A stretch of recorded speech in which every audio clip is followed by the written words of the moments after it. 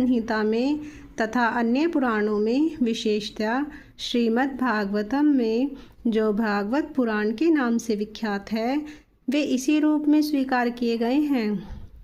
कृष्णस्तु भगवान है स्वयं है।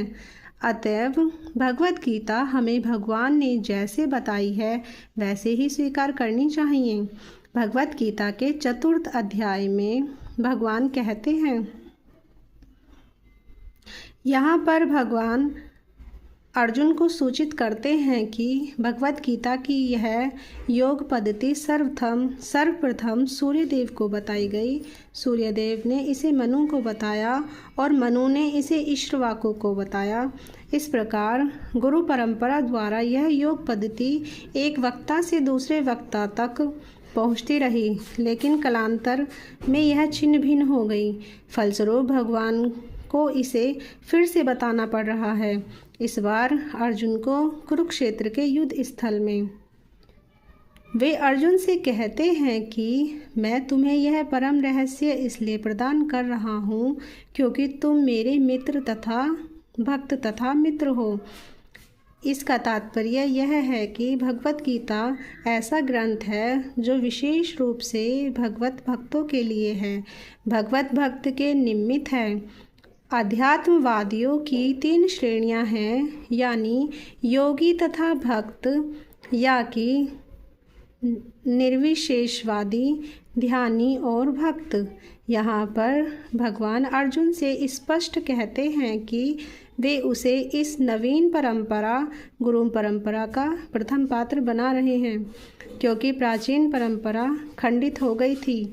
अतएव यह भगवान की इच्छा थी कि सूर्यदेव से चली आ रही विचारधारा की दिशा में ही अन्य परंपरा स्थापित की जाए, और उनकी यह इच्छा थी कि उनकी शिक्षा का वितरण अर्जुन द्वारा नए सिरे से हो। वे चाहते थे कि अर्जुन भगवत गीता ज्ञान का प्रामाणिक विद्वान बने। अतएव हम देखते हैं कि भगवत गीता का उपदेश अर्जुन को विशेष रूप से दिया गया है, क्योंकि अर्जुन भगवान का भक्त, प्रत्यक्ष शिष्य तथा घनिष्ठ मित्र था। अतएव जिस व्यक्ति में अर्जुन जैसे गुण जाते हैं वह भगवत गीता को सबसे अच्छी तरह समझ सकता है। कहने का तात्पर्य यह है कि भक्त को भगवान से प्रत्यक्ष रूप से संबंधित होना चाहिए। ज्यों ही कोई भगवान का भक्त बन जाता है, त्यों ही उसका सीधा संबंध भगवान से हो जाता है। यह एक अत्यंत विशद विषय है, लेकिन संक्षेप में यह बताया जा सकता है कि भक्त तथा भगवान के मध्य 4-5 प्रकार का संबंध हो सकता है। नंबर 1, कोई निष्क्रिय अवस्था में भक्त हो सकता है। 2, कोई सक्रिय अवस्था में भक्त हो सकता है। नंबर 3, कोई सखा रूप में भक्त हो सकता है। नंबर 4, कोई माता या पिता के रूप में भक्त हो सकता है। नंबर 5, कोई दंपति प्रेमी के रूप में भक्त हो सकता है।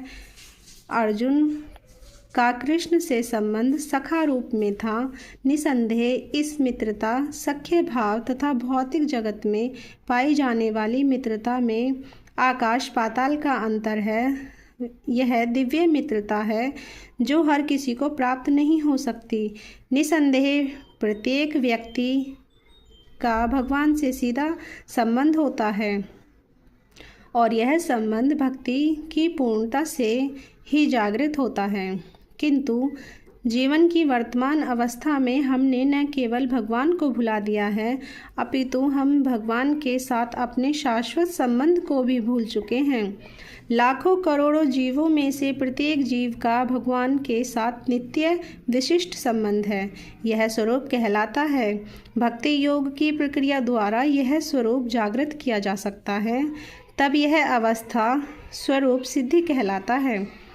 यह स्वरूप की अर्थात स्वाभाविक या मूलभूत स्थिति की पूर्णता कहलाती है।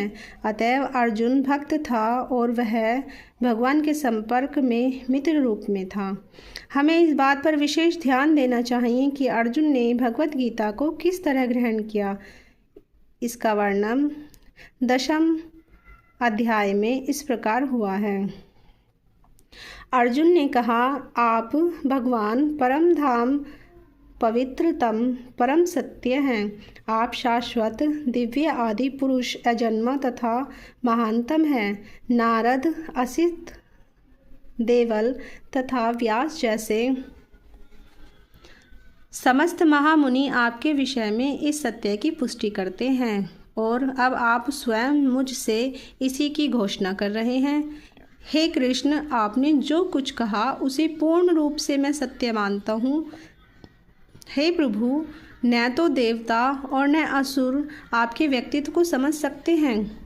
भगवान से भगवत गीता सुनने के बाद अर्जुन ने कहा, भगवान से भगवत गीता सुनने के बाद अर्जुन ने कृष्ण को परम ब्रह्म स्वीकार कर लिया। प्रत्येक जीव ब्रह्म है, लेकिन परम पुरुषोत्तम भगवान परम ब्रह्म हैं। परम धाम का अर्थ है कि वे सबों के परम आश्रय या धाम हैं। पवित्रतम का अर्थ है कि वे शुद्ध हैं, भौतिक कल्मश से मुक्त हैं। पुरुषम का अर्थ है कि वे परम भोक्ता हैं। शाश्वत अर्थात आदि सनातन, दिव्यम अर्थात दिव्य, आदि देवम भगवान अजम अजन्मा तथा विभुमय अर्थात महानतम है। कोई यह सोच सकता है कि चूँकि कृष्ण अर्जुन के मित्र थे, अतएव अर्जुन यह सब चाटुकारिता के रूप में कह रहा था। लेकिन अर्जुन भगवत गीता के पाठकों के मन से इस प्रकार के संदेह को दूर करने के लिए अगले श्लोक में इस प्रशंसा की पुष्टि करता है, जब वह कहता है कि कृष्ण को मैं ही भगवान नहीं मानता, अपितु नारद, असित, देवल तथा व्यासदेव जैसे महापुरुष भी भगवान स्वीकार करते हैं। ये सब महापुरुष हैं जो समस्त आचार्यों